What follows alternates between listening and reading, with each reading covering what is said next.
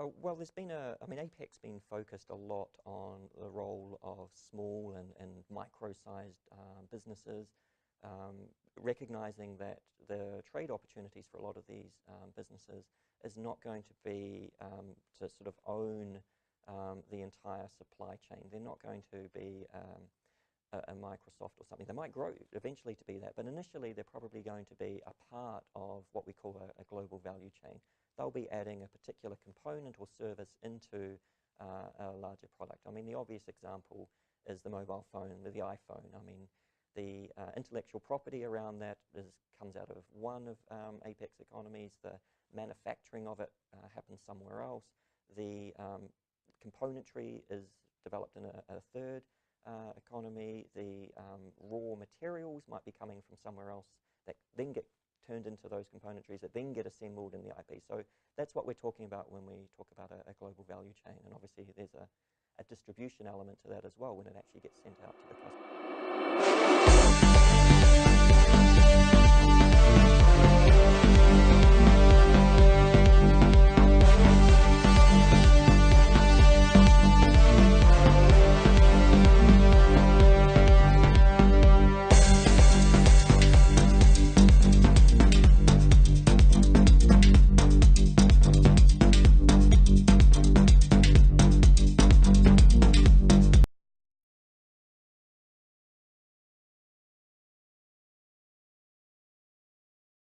Objective of our best contest is to promote women economic empowerment in APEC region.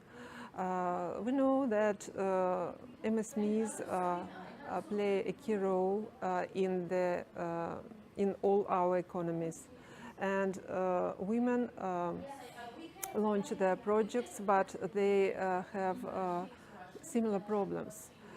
And our task is to help them to promote their business, to help them networking, to organize consulting, mentoring, and that is why our contest is the platform for communication for all our women, and it is a very exciting event. My business model, which is comma and exclamation mark consulting company, we are dealing with the job discontinued women, but especially when they are not just employment, but also they need to be hired when they're highly educated as well. But me and my MBA alumni, we are focusing on who's highly educated and has a different professional careers and has different experiences. We are gathering together to make our own contents to encourage and empowering job discontinued women to get back to the society. So we do training instructors, and we design camps and workshops, and we also counseling the women's startups and mentoring their re-employment.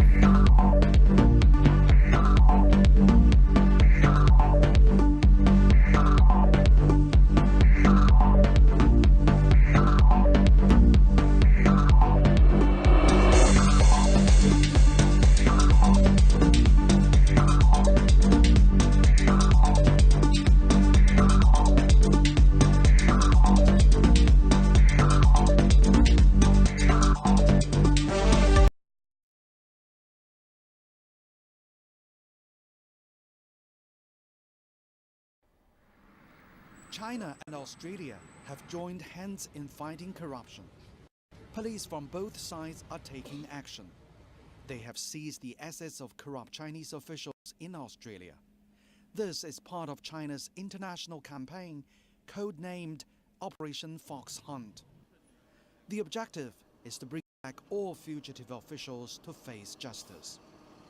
Chinese experts like Professor Chen Wenhao from Tsinghua University believe that the China-Australian cooperation is more than just symbolic. It opens a new route for the country's global fight against corruption.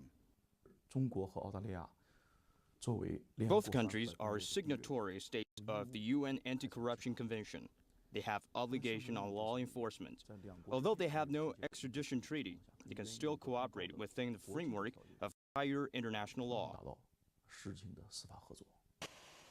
Fleeing abroad and transferring assets overseas, the decades-old game plan of corrupt officials. The top 3 destinations are Australia, the US, and Canada. The reasons: easy to get residency, easy to transfer money, and no fear of prosecution, and no extradition treaty. China's new anti-corruption direction is going beyond borders. The focus has changed from consensus to pragmatic cooperation. China has been actively seeking bilateral judicial assistance with other countries. We have signed agreements on judicial assistance, extradition, and transferring of convicted persons to around 63 countries. China is pushing to upgrade the APEC network of anti-corruption authorities and law enforcement agencies known as ACT.